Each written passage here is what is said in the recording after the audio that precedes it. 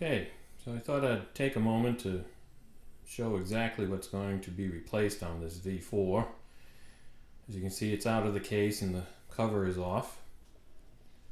Over here in my tray is all the hardware that ends up being removed in order to get to the parts you need to get to: the knobs, screws for the cover, screws for the little switches, the nuts and washers for the potentiometers.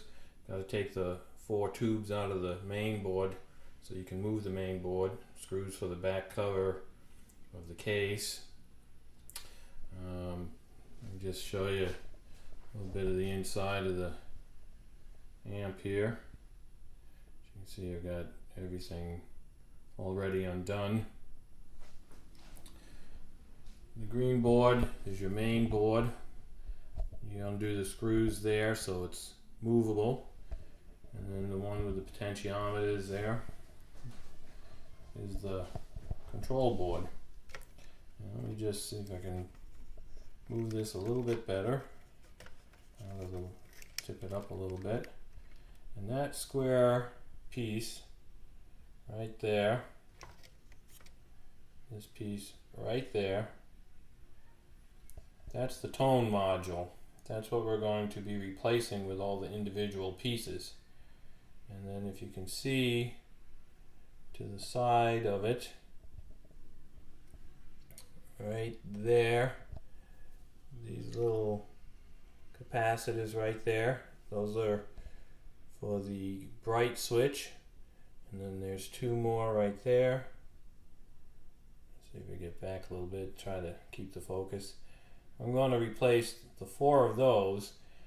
Those 4 will be the only ones that will have a slightly different, will have a different value per the suggestion of the owner of the Ampeg V4 forum, who came up with this replacement process. And then there's a couple other capacitors right there on the end.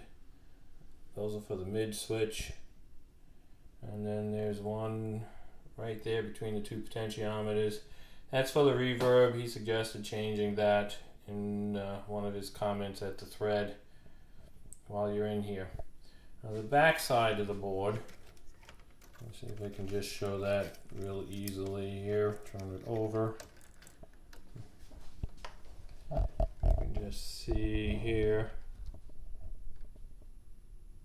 the switches. And let's see.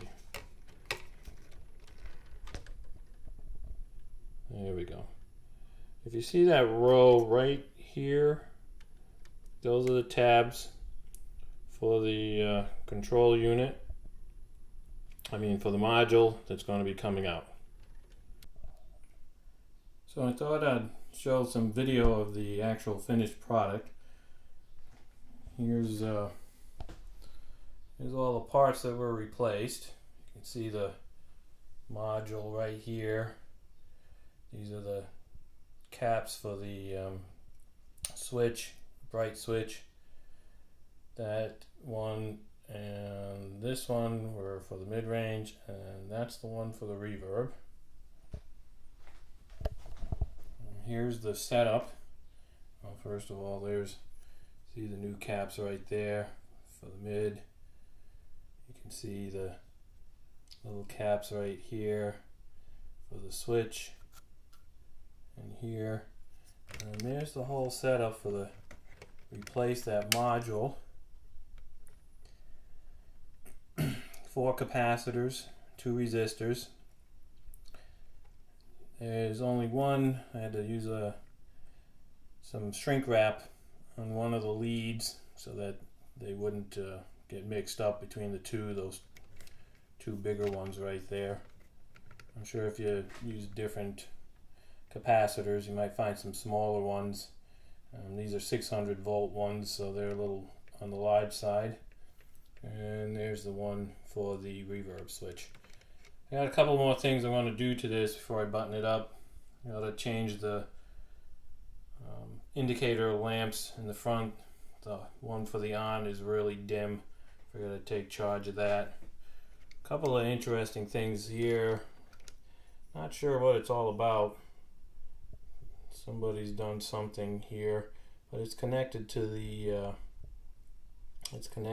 those resistors are connected to the standby switch, so I guess it's might be original.